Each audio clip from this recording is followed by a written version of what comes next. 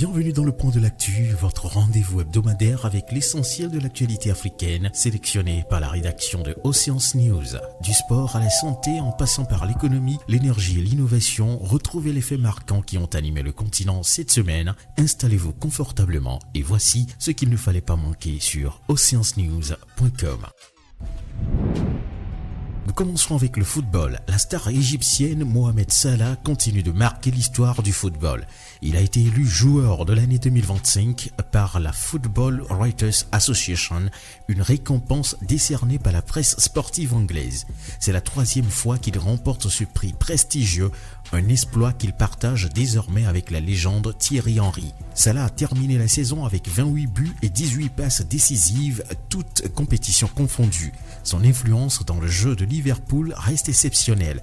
Il a obtenu 90% des voix, preuve de son immense popularité et de son impact sur le terrain, une consécration pour le pharaon, symbole de constance et de classe.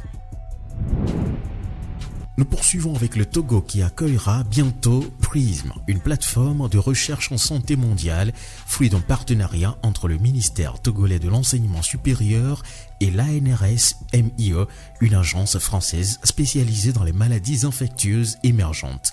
L'objectif de Prism est de renforcer la recherche biomédicale en Afrique de l'Ouest, notamment sur des thématiques cruciales comme le VIH, les hépatites, les maladies émergentes ou encore la santé mentale. Cette initiative permettra de former des chercheurs locaux, de créer des synergies scientifiques et de faire du Togo un centre de référence régional en matière de santé. Le Ghana traverse une grave crise énergétique accentuée par une dette alarmante de 17 milliards de dollars accumulée dans le secteur. Les difficultés de paiement des fournisseurs et producteurs d'électricité ont entraîné des coupures fréquentes et affecté les ménages. Les autorités reconnaissent la gravité de la situation et appellent à des réformes urgentes. Parmi les pistes évoquées, une meilleure gouvernance, la réduction des subventions et l'assainissement du secteur. Cette crise énergétique pourrait freiner la croissance du pays si elle n'est pas rapidement maîtrisée.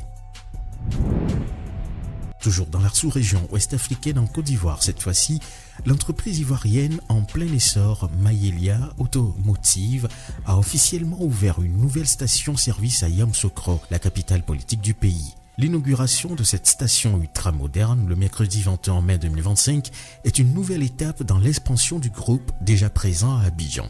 Le site propose des services complets, carburant, entretien automobile, lavage, espace de restauration et bientôt une borne de recharge pour véhicules électriques. L'installation contribue également à la création d'emplois locaux et à la dynamisation du tissu économique de la région.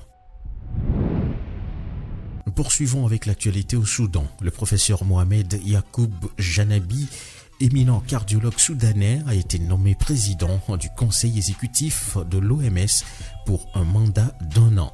Il accède à un poste stratégique dans l'orientation des politiques sanitaires mondiales.